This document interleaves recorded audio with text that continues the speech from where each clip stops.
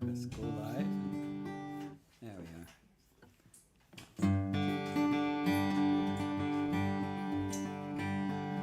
If I could sing a song for every bomb that flies, I'd sing each and all the days. If there were to be a verse for every dying child's cries, for every helpless father's gaze. If I could write a love letter to each corpse as it's carried, I'd never still my pen. If I had to stop a moment for each one as it's buried, I'd never move again. And the stocks are going up somewhere in America.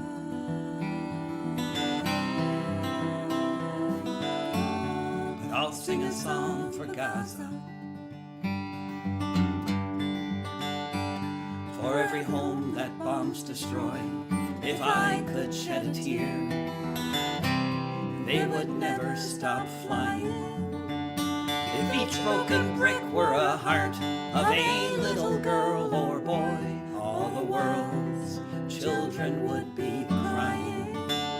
If I could hold each shattered body, each baby stilled at birth, I'd have no time for loneliness. I'd spend all my days embracing the people of this savage earth, feeling the poisoned wind's caress. And the war profiteers are laughing somewhere in America.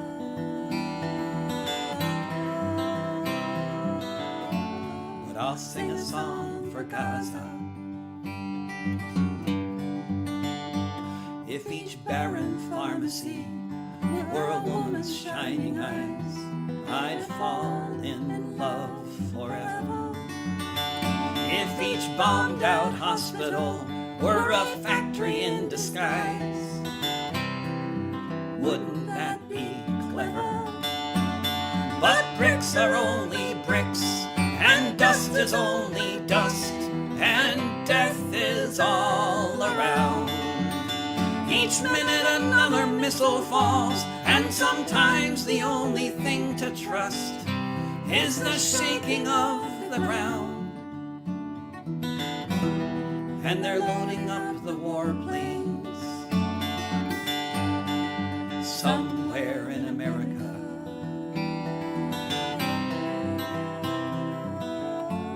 But I'll sing a song for Gaza.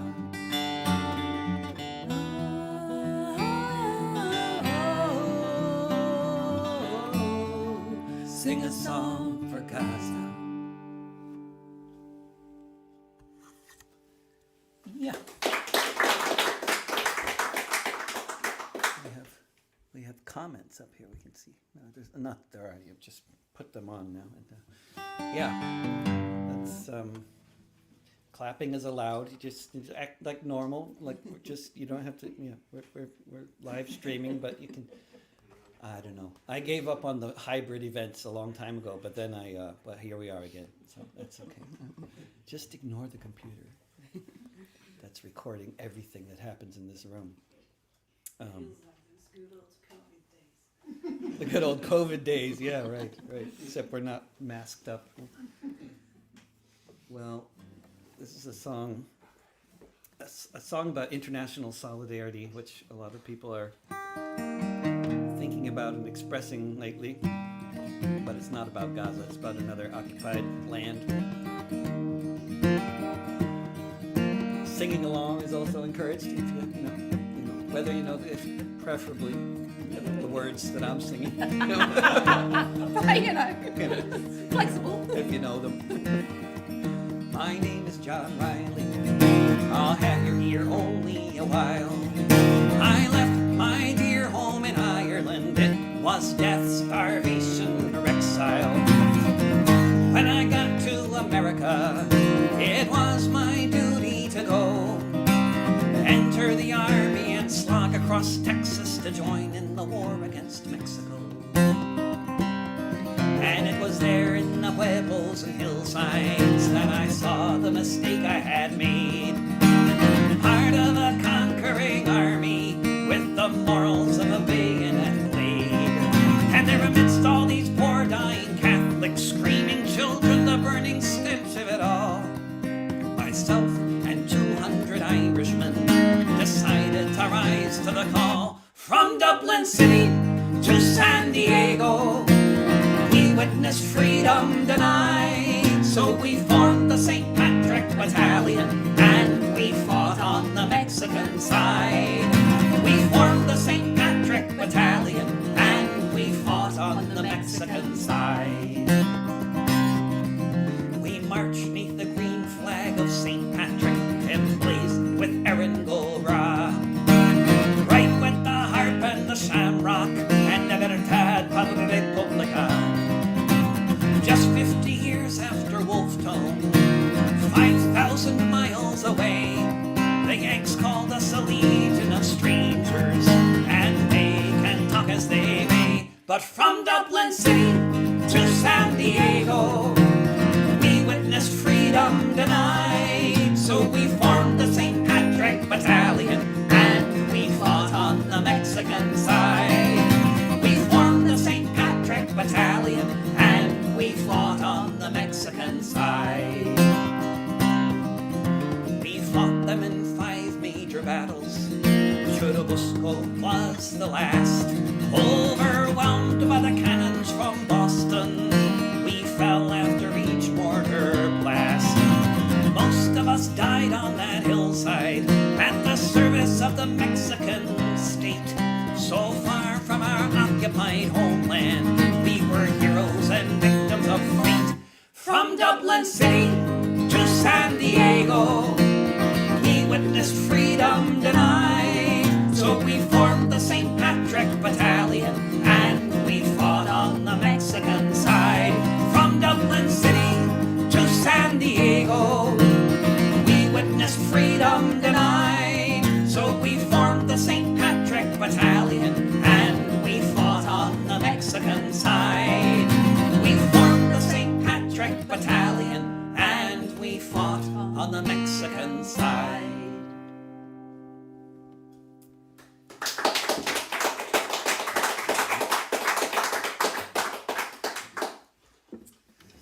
So, there's all this war on terror rhetoric that we're hearing all the time lately, much more than usual, and it's really old rhetoric. I wrote this song after the mastermind of terror was captured and the war on terror ended, I think. It was a commando operation of courage and skill. Navy SEAL helicopters flew in for the kill. They had a firefight and they shot him in the head. Now the mastermind of terror, Bin Laden, is dead. For all those who love freedom, it's a glorious day. In DC and New York, they're chanting USA. Fatherless children clutching teddy bears, legless veterans with catheters and wheelchairs can all rejoice that the deed is done and the war on terror has been won.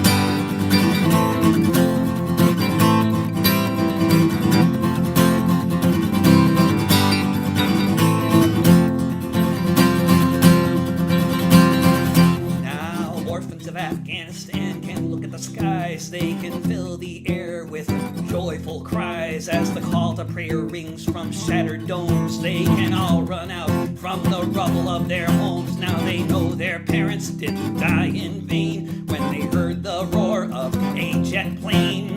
Now the whole village except 115 who died one morning unknown and unseen can all rejoice that the deed is done and the war on terror has been won.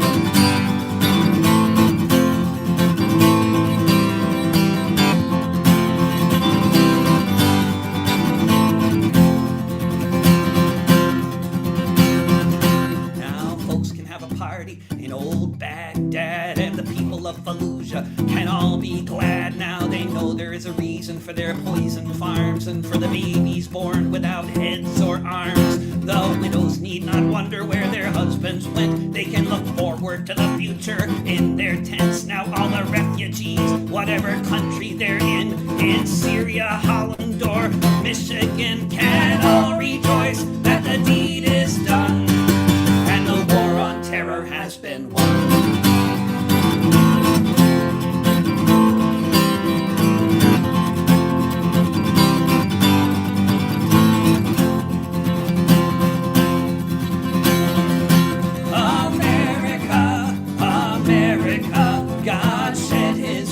On thee, and crown thy good with brotherhood from sea to shining sea.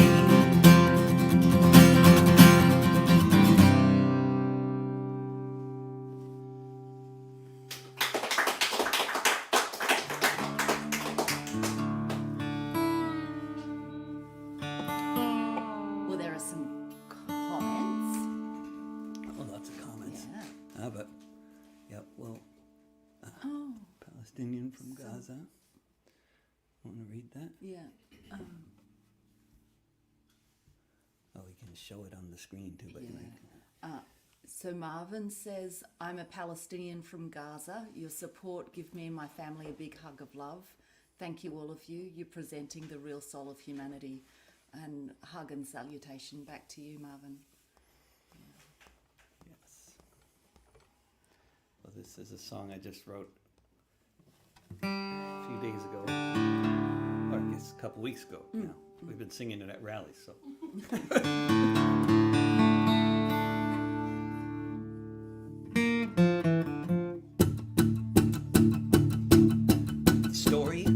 They'll say in the fall of 23, when the inmates in the prison camp broke free, attacking military targets, 400 soldiers dead. If you listen to survivors, so many of them said most others who were killed died during the fight, as the army came in, destroying everything in sight, smashing down the buildings upon fighters, upon kids. All the evidence suggests that's exactly what they did. And then the Air Force took no time at all to bomb hospitals and churches and to make the towers fall. The Western media just repeats the lies, while every minute or so another child dies, buried beneath the rubble of homes and schools and playgrounds, crushed just seconds after hearing the deafening sound of bombs exploding everywhere underneath the rock slide. Around the world, people shouting, stop the genocide. At least 10,000 killed in just the first 4 weeks. They killed 5,000 children to bomb the men they seek. But what's happened up to this point will pale in compare with the gravity of what I'm about to share. With more than 1 million children, it seems impossible to think the IDF wants no one to have anything to drink. They're bombing water tanks, they're beside the ocean side. Around the world, people shouting, stop the genocide. They walled off the ghetto almost 20 years ago, sealed it off on all sides to throttle off the flow of what might go in or out, like things to drink or eat, medicine or people or necessities to meet the needs of 2 million trapped beneath the bombs, beneath the chemical weapons, burning skin like napalm, beneath the bunker busters the U.S. has provided. Around the world, people shouting, stop the genocide. The world watches on in outrage and in fear as the latest war to end all wars is here. Like the most deadly game of chess, the U.S. Navy in the harbor, as if to dare anyone to try to stop the slaughter, as the facts on the ground are more dire by the second. If we look into the future, how will this be reckoned? We can ask each other in the streets, marching side by side. The world, people shouting, stop the genocide. All of those who wondered, what would I have done the last time there was such a Holocaust as this one, are faced with the dilemma that's bursting at the seam. How to stop the madness of this Israeli regime? How to stop the killing before everybody dies, while there are any parents left to hear the cries of their children in the rubble just before they died. Around the world, people shouting, stop the genocide.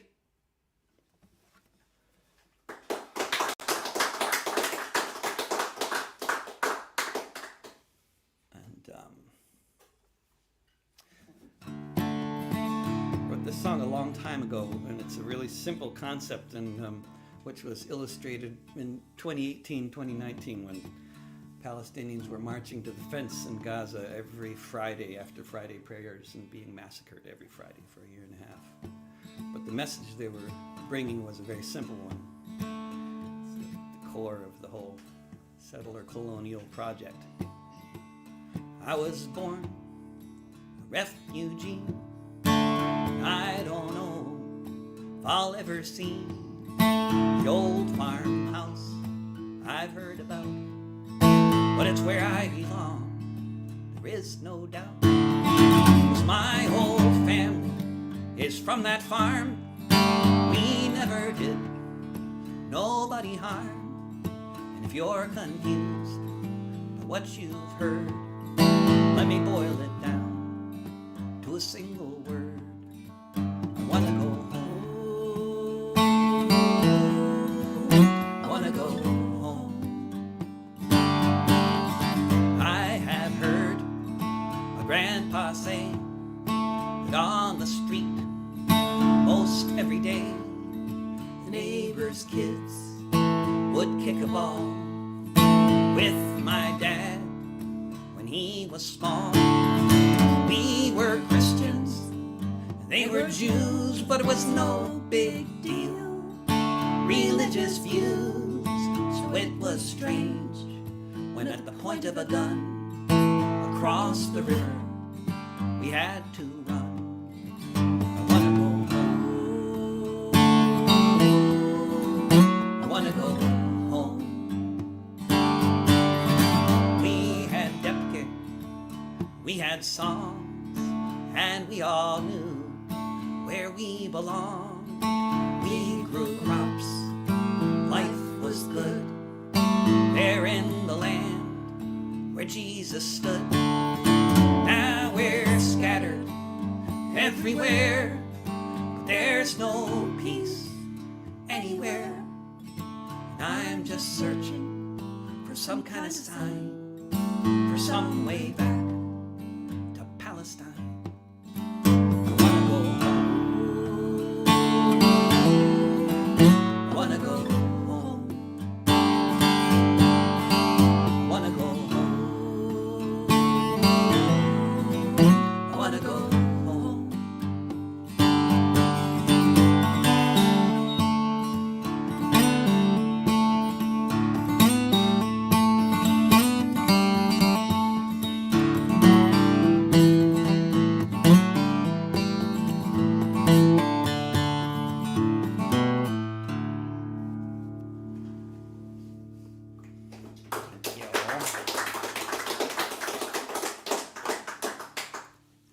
Lars says thank you.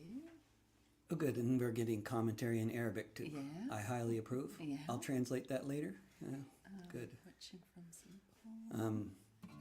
So, what we're seeing in a lot of places is an amazing outpouring of people on the streets. Like in Denmark, they've been having marches that begin in 5 different neighborhoods in Copenhagen. They all converge in the center of town into a bigger march, and that's been happening every day. And that's really heartening to see. But then other parts of the world, in the United States, we have everybody arguing with each other about who's more oppressed, and that has not stopped in the face of a genocidal bombing campaign. It's still going on. And this is a song about those people arguing with each other. I don't drive a car because they run on gas, but if I did, it'd run on biomass. I ride a bike, or sometimes a skateboard. So fuck off all you drivers and your yuppie hordes sitting all day in the traffic queues. I'm a better anarchist than you. I don't eat meat, I just live on moldy chives or the donuts that I found in last week's dumpster dives. Look at you people in that restaurant, I think you are so sad when you could have been eating bagels like the ones that I just had. I think it is a shame all the bourgeois things you do. I'm a better anarchist than you.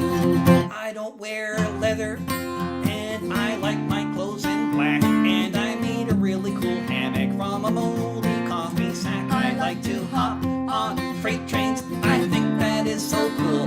It's so much funner doing this than being stuck in school. I can't believe you're wearing those brand new shiny shoes. I'm a better anarchist than you.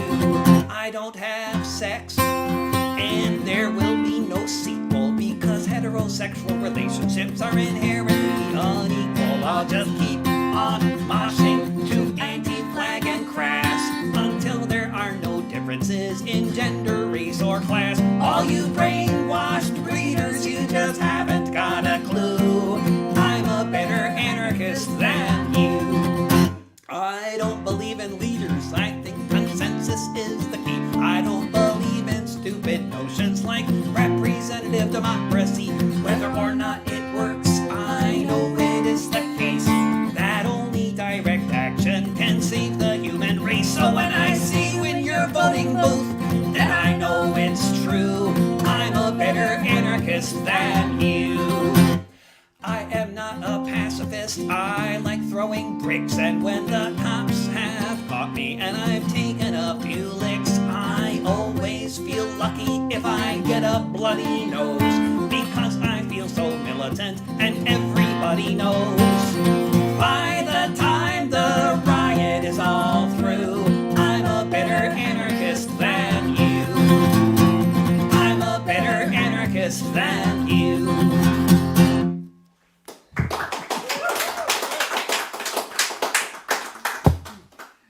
Someone. Utah and Oh, Denver. sorry. Yes, says sorry they couldn't. Oh gosh, Kamala. Says they were ill and couldn't come to the concert. No, okay. So Utah can catch this one. Hope you feel better soon. That's good. I feel like it's like, I guess they do this when they're like running a live radio show, and like, yeah, it's there's precedent.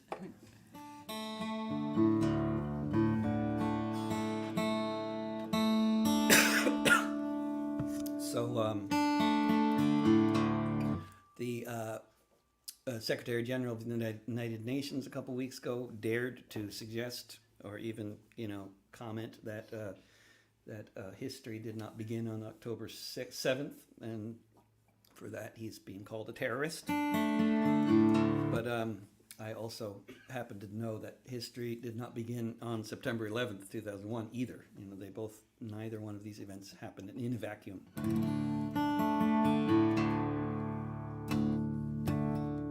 Life could have been different. You think I don't know? Could have been born in Paris or in the Wisconsin snow. But I'm from this desert,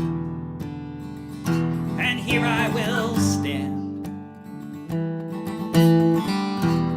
I will meet you in the promised land. I went to college to be an engineer. Thought I'd do something useful. What good is that here? When your jet fighters bomb any buildings that stand, I will meet you in the promised land. The life of the fighter I didn't choose, but I love my people, and I can follow your cues. If destroying our world is your leader's command, I will meet you in the promised land.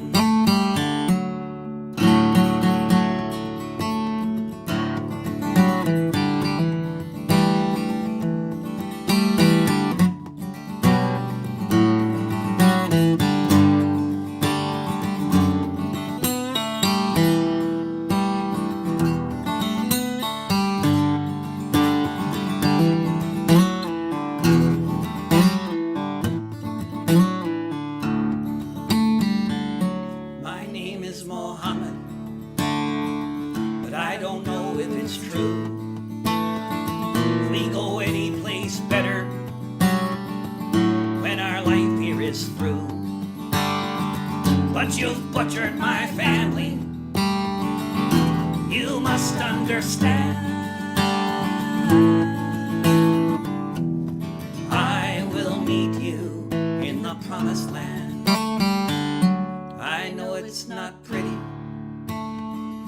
but for all that you've done, for all the widows and orphans, and all the wars that you've won, I must teach you a lesson. Maybe you'll understand.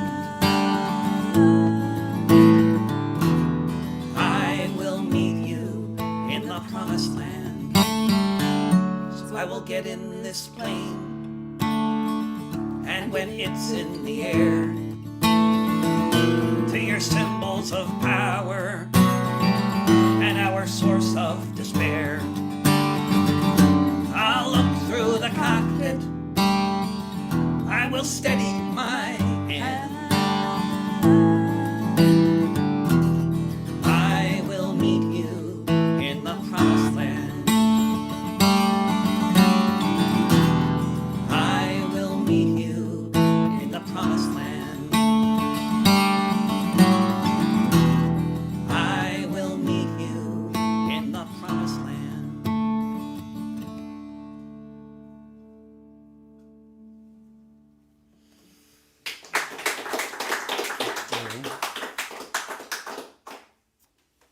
Let's see.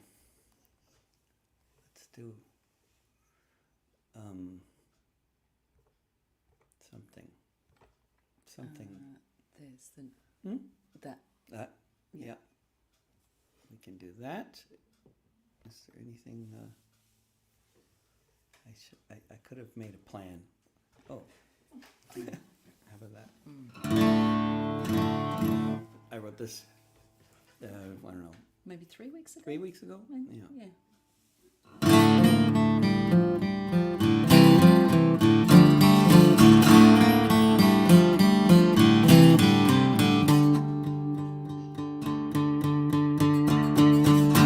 Hear the drones above your head. What were the last words that she said before she joined the thousands dead as the bombs rained down? See the fire in the sky, hear all of the children cry. The tower falls from way up high as the bombs rain down. See the dust rise everywhere. Once it was a building there, then it crashed down from the air as the bombs rain down. Twisted bodies all around, the never-ending buzzing sound, the earthquake shaking all the ground as the bombs rain down. Shattered camps of refugees, necklaces of ancient keys, smell the burning olive trees as the bombs rain down. See the homes, apartment blocks, see the mosques reduced to rocks, feel the awe and feel the shock as the bombs rain down. See the sewage in the street, mixed with blood beneath your feet, before the sonic boom repeats as the bombs rain down.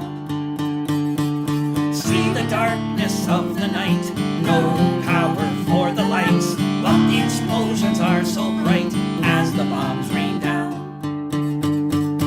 Nothing left but rubble strewn, nothing rising but the moon, but the next one's coming soon as the bombs rain down. Hear the politicians say there's nothing here to see today. We're punishing Hamas this way as the bombs rain down. Hear the drones above your head. What were the last words that she said before she joined the thousands dead as the bombs rain down?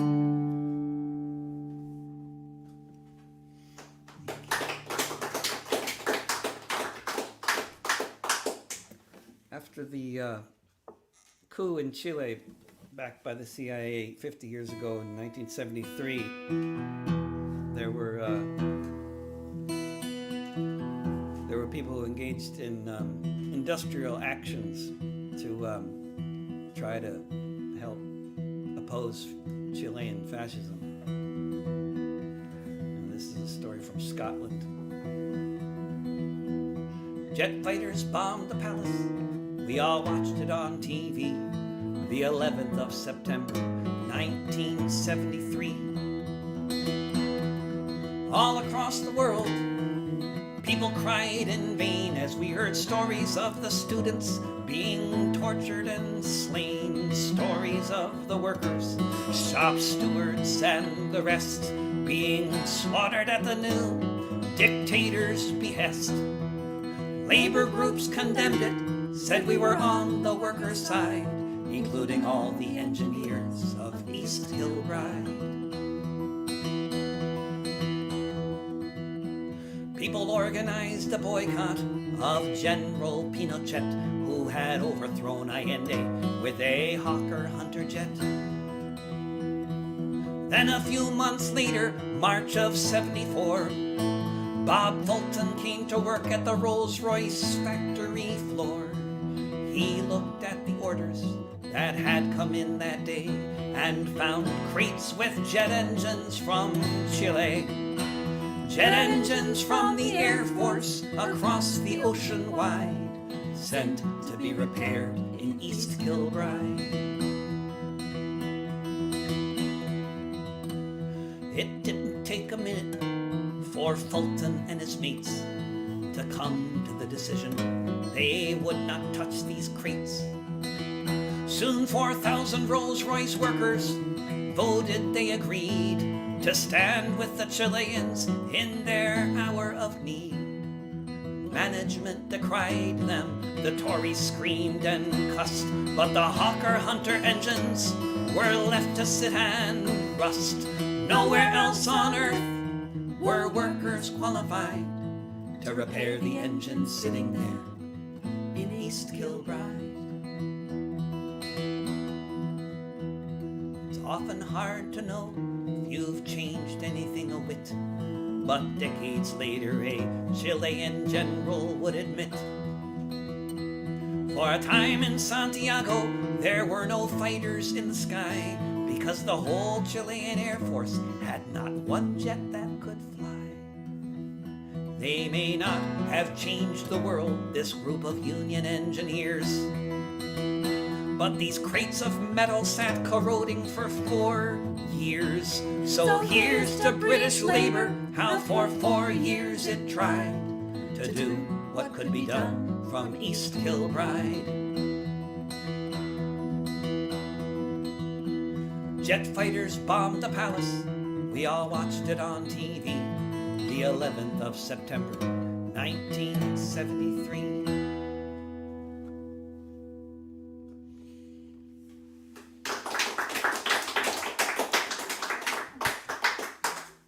And right at around that same time, a few years earlier, 2 years earlier, some folks who were very, very much opposed to the war in the American war in Vietnam, as they call the war in Vietnam, the American war. They took another form of, I guess, industrial action could be a name for it, but more like piracy on the high seas. Direct action. Yeah, direct action. Far out.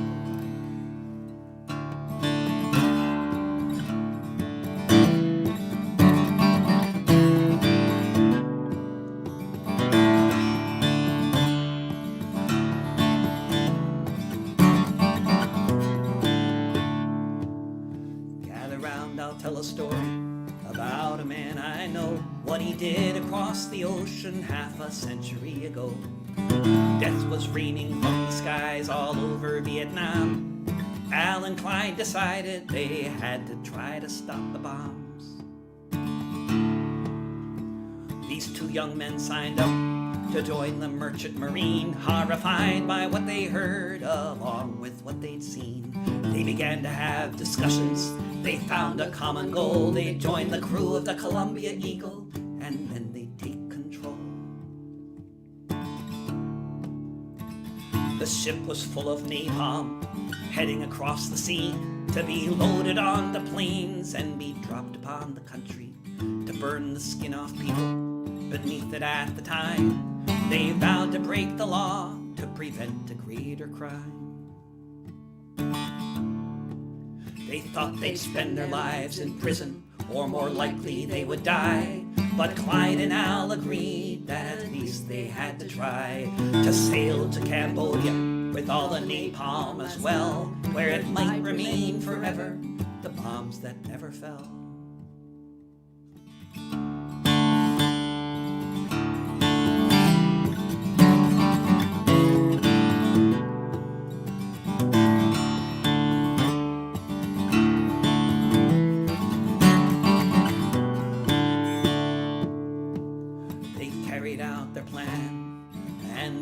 Slip, just 2 guns between them, but soon they ran the ship. They brought it into neutral waters by Sihanoukville, that these bombs might never be sent to maim and kill. But that's not how it ended. The next thing that they knew, Sihanouk was overthrown. There was a military coup. Clyde McKay died in the jungle, and with so many of his peers, in a California prison, Al Gladkowski spent 8 years. The ship was not off course by much more than a bit. The future of the folly, perhaps they didn't change it. But while the blood was flowing and most people spent their days maybe marching in the streets or just joining the rat race, there are those among us who can say they really tried, who did everything they possibly could to stop the fratricide. If you see a big white beard on the Central Eastern shore, he might be a mutineer who tried to stop the war.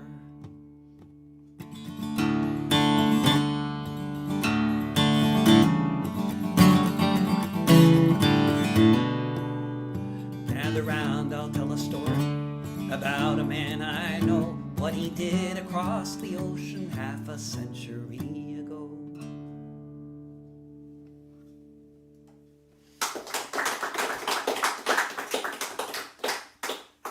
Let's see here.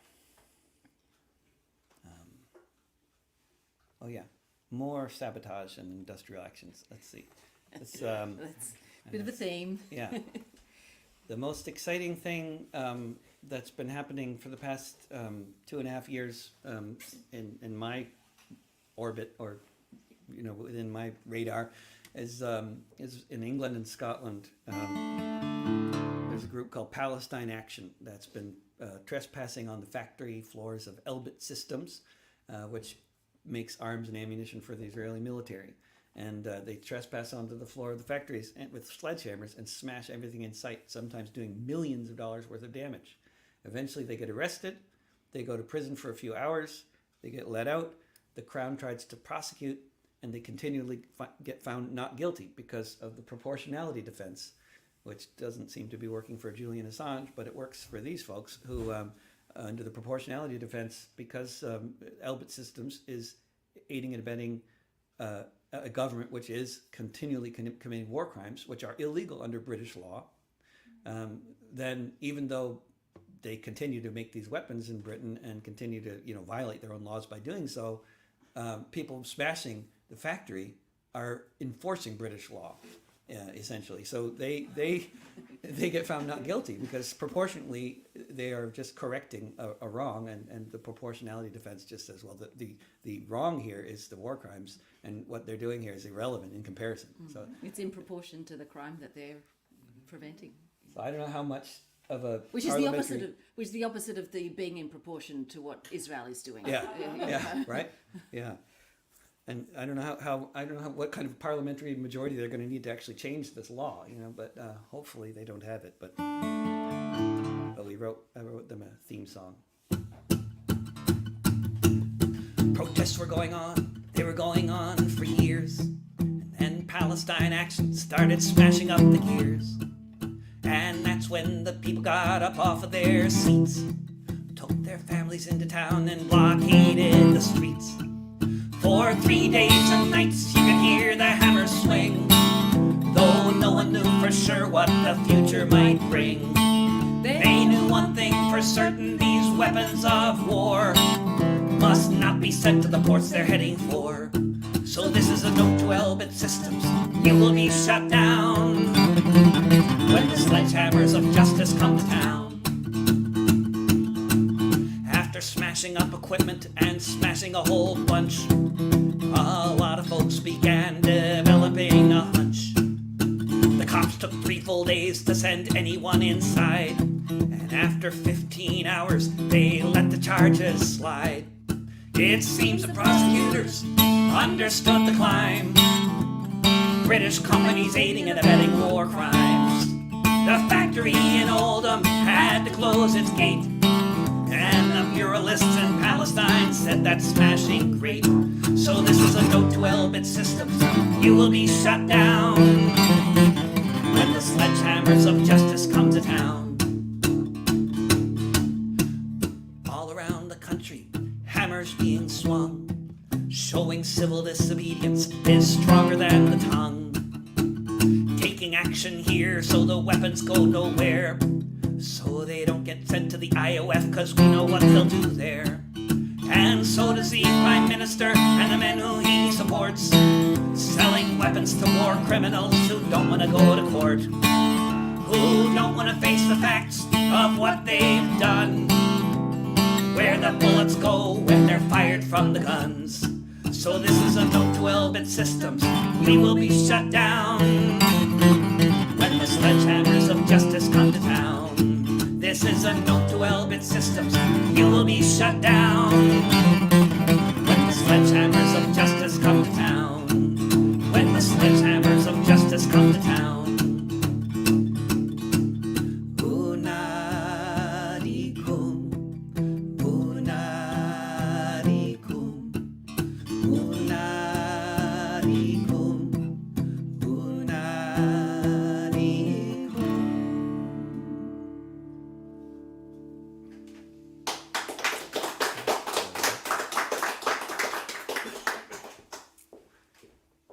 Yes, feel free to pee, it's okay.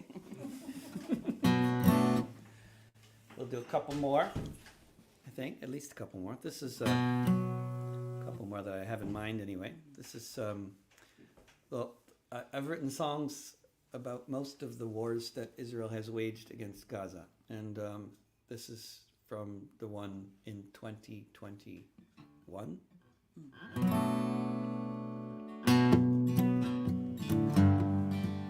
You've seen the footage of those 12-story apartment blocks collapsing underneath the bombs. They should look familiar to anybody that lived through September 11th.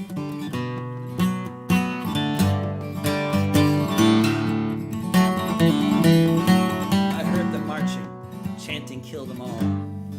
I saw millions of people trapped behind ghetto walls. I saw the soldiers shooting every Friday afternoon. I saw some exposed to sickness with others made immune. I saw the tear gas in Al-Aqsa, eyes open wide. I saw the mob attack the motorist and beat him till he died. I heard the generals lying. I saw the tanks moving in. I heard the settlers shouting, "Let the killing begin." Look up above, hear the ear-splitting sound. Watch the buildings crumble to the ground. See the planes in the sky there by the sea, so much like New York City. I heard the wailing voices of the dying and forlorn, of the kids who couldn't get out, those who weren't warned. I saw all the schools and hospitals in pieces there still, from the last time the IOF came to maim and kill. I saw the brave children with piles of rocks facing tanks demolishing city blocks. What's left of the grove but some sap as they try to wipe Palestine off the map. Look up above, hear the ear-splitting sound.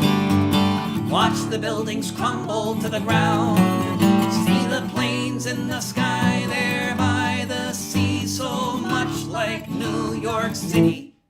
I heard the DNC and all the Republicans too pledge allegiance to Netanyahu. I heard the president start the story with rockets from a ghetto where people live in rubble, starved by an embargo. I saw a whole lot of crocodile tears on display for the zillionth time. I heard politicians say, "Can both sides please de-escalate? On one side are they occupied, on the other an apartheid state." Look up above, hear the ear-splitting sound. Watch the buildings crumble to the ground. See the planes in the sky there by the sea, so much like New York City. I heard them marching, chanting, kill them all. I saw millions of people trapped behind ghetto walls.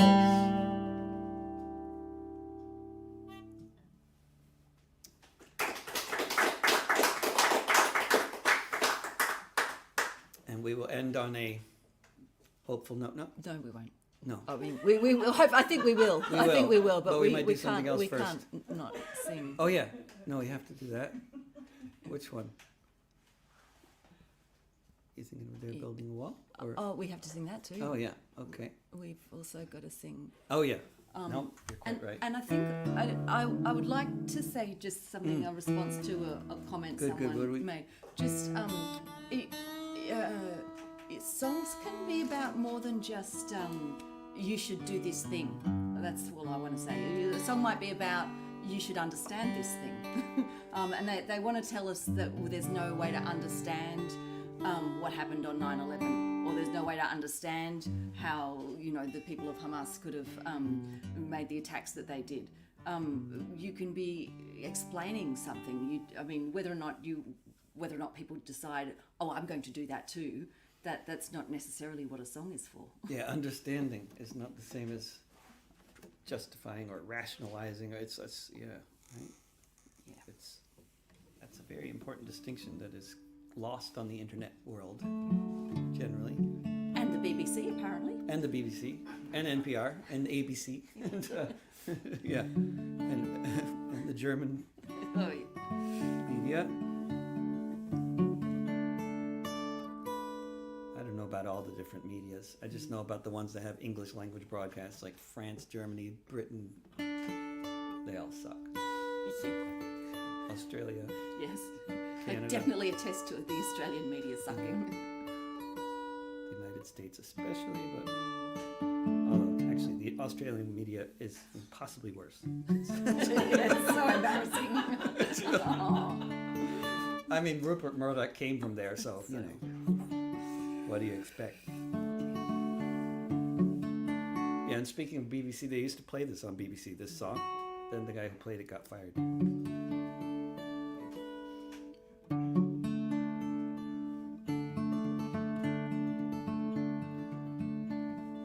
Child, what will you remember when you recall your 16th year? The horrid sound of helicopter gunships, the rumble of the tanks as they drew near. As the world went about its business, and I burned another tank of gasoline. Dow Jones lost a couple points that day while you were crying in the city of Janine. Did they even give your parents warning before they blew the windows out with shells? While you hid inside the high school basement amidst the ringing of church bells, as you watched your teacher crumple by the doorway, and in England they were toasting to the Queen. You were so far from the thoughts of so many, huddled in the city of Janine. Were you thinking of the taunting of the soldiers, or of the shit they smeared upon the walls? Were you thinking of your cousin after torture, or Tel Aviv and its glittering shopping malls? When the fat men in their mansions say that you don't want peace, did you wonder what they mean? As you sat amidst the stench inside the darkness in the shattered city of Janine. What went through your mind on that day at the sight of your mother's vacant eyes, as she lay still among the rubble, western skies. As you stood upon this bulldozed building, amid the settlements and their hills so green, as your tears gave way to grim determination, amidst the ruins of the city of Janine. And why should anybody wonder, as you stepped on board the crowded bus across the green line, and you reached inside your jacket for the cord, were you thinking of your neighbors' buried bodies as you made the stage for this scene, as you set off the explosives that were strapped around your waist? Were you thinking of the city of Janine? Yeah, I just Make sure that's plugged in. Thank you. And I think, you know, the whole people are rightly paying attention to Gaza, and Israel is upping the ante in the occupied West Bank, and they are attacking Janine and the refugee camp, just refugee camps across, but particularly the Janine refugee camp. They've killed 205 Palestinians in the West Bank since October 7th. I sang this song in front of the wall when they were building it in 2005, and now it's built. They're building a wall between friends, a wall that justifies any means for their ends, a wall between Semites, rich and poor, brothers and sisters from not so long before, many feet thick and 30 feet high. No one can look through it and into the eye of a person you might know, to whom you might confide. Now just a stranger on the other side. They're building a wall between water and land, so we can eat fruit, they can eat sand. A wall to make sure that our orchards will grow and our kids can get fat and not need to know of the cities in ruins and the children in fear, that your fathers and brothers in tanks might be near. A wall to keep quiet that which you fear most, so you don't have to listen to your grandfather's ghost. You're building a wall between future and past, a wall to keep separate the chambers of gas from bulldozers, gunships, and the tears of a child. Dignity, love, and all honor defiled, to remove reality from your facts on the ground. A wall to keep distant the terrible sound of the houses that crumble and the children that die. A wall to keep separate the truth from the lie. They're building a wall at such a cost. Land, gold, and safety, all the lives lost. A wall made of concrete, but concrete can be broken when the people of Zion have finally awoken and said no more walls, no more refugees, no more keeping people upon their knees. And then the history someday recall. Before apartheid was ended, they were building a wall.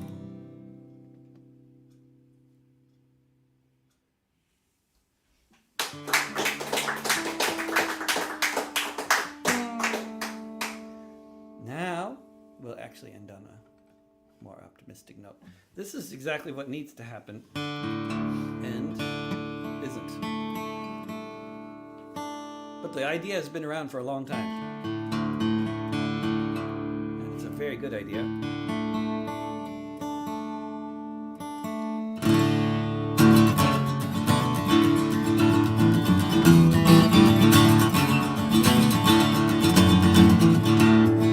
Fifth month of the year, on the 1st of May, known around the world as International Workers' Day. You'll still see people marching in every corner of the earth.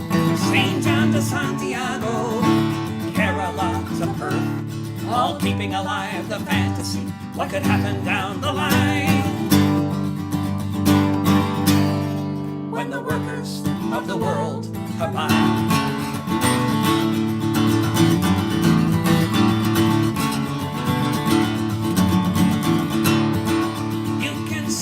Gathering early in the morn, some are celebrating the shackles we have shorn, while so many billions are just waiting for the moment that we might stop losing the class war, when someday we can all say, yeah, we're doing fine, when the workers of the world combine.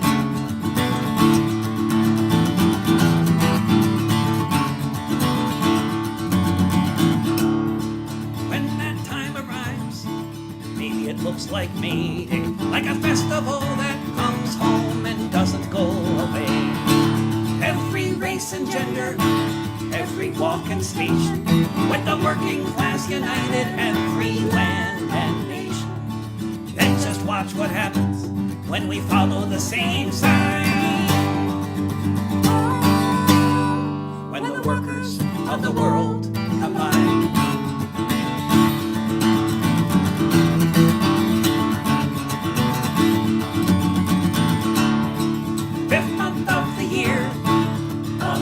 Of May, known around the world as International Workers' Day.